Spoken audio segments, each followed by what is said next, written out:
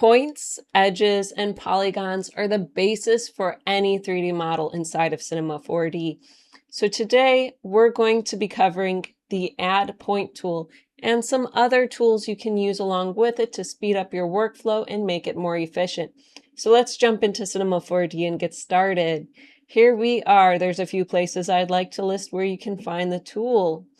You can find it up here. Under Mesh, under Add, Create Point.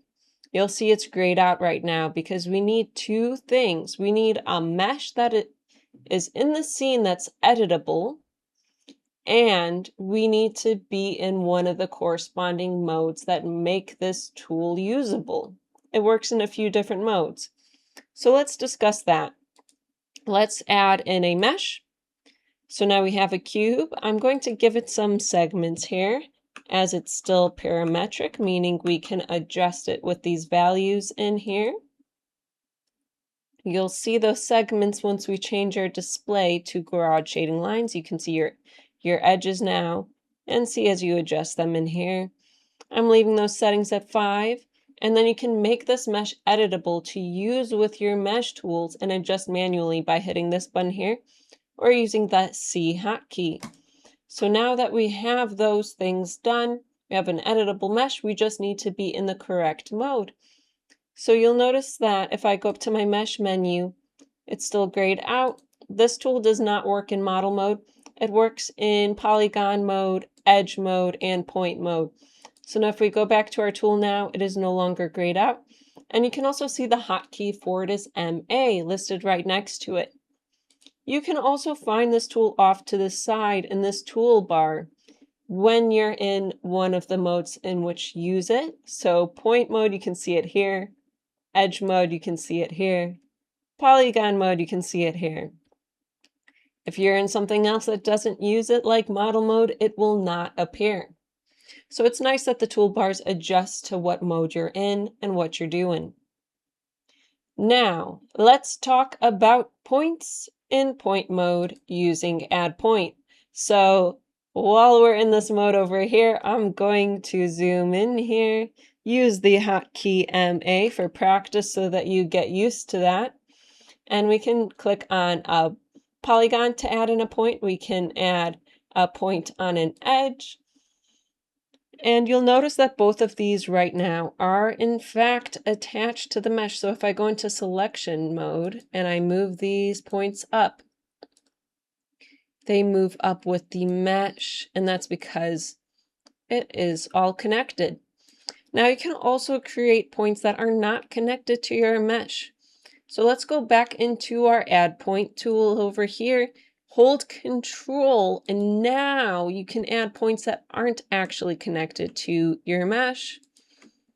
So now if I were to move one of these up after hitting Control, you can see that they are not attached to the mesh. That just allowed us to make them flush to it when we initially added it, but they are not connected. Now you can also add points to your grid using a similar method. So I'll click on our tool again here. And we have our grid over here. If I hold Control, I can add points to the grid that are flush with the grid here and line up perfectly. However, if you would like your points to snap to your grid, you can do that as well. You just need to turn on your Enable Snap up here. I have a whole other tutorial on Enable Snap. And in your settings, make sure you have your grid Workplane turned on under Snap. And then you can choose to snap to grid points and grid lines. You just need to check those on. Okay, so let's start snapping. I'm going to hold Control here. And you can see that now I'm snapping to the edges and the points. So I'm just going to simply add in 4 points here. Now let's say we want to make something from these. So we want to bridge them. Well, I'm going to go ahead and select them with my rectangle selection, and then I'll use my bridge tool using the hotkey MB. And now I can bridge these together.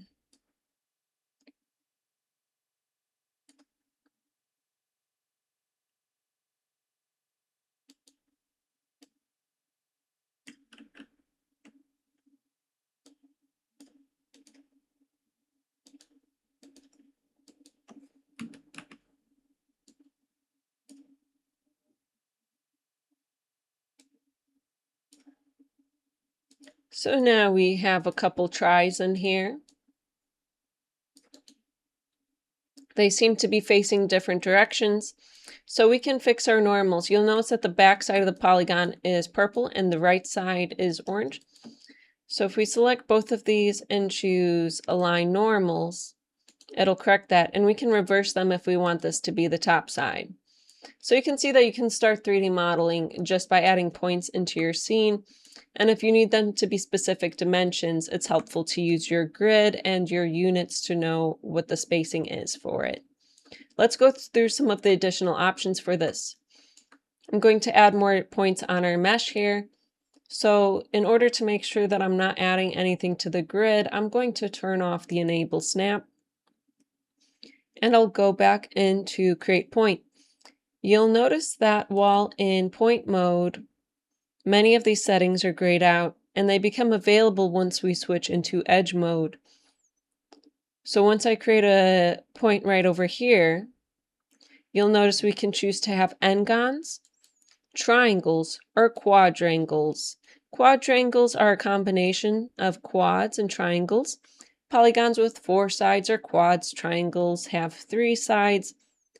N-gons have 5 sides. So you'll notice that if I were to click on this point here, this polygon has 1, 2, 3, 4, 5 sides. So more than 4.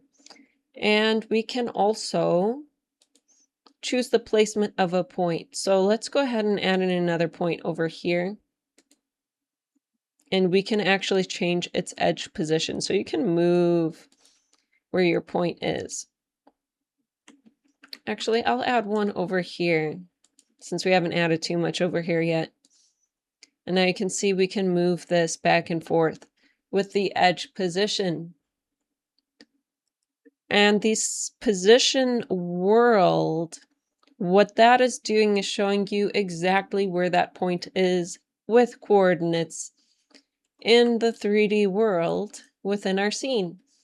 So those are the basics of adding points within your scene. If you'd like to learn more hard surface modeling tools for traditional modeling, I have an entire playlist on that, and you can check that out in the description below, where I'll also leave the tutorial on how to use Snap.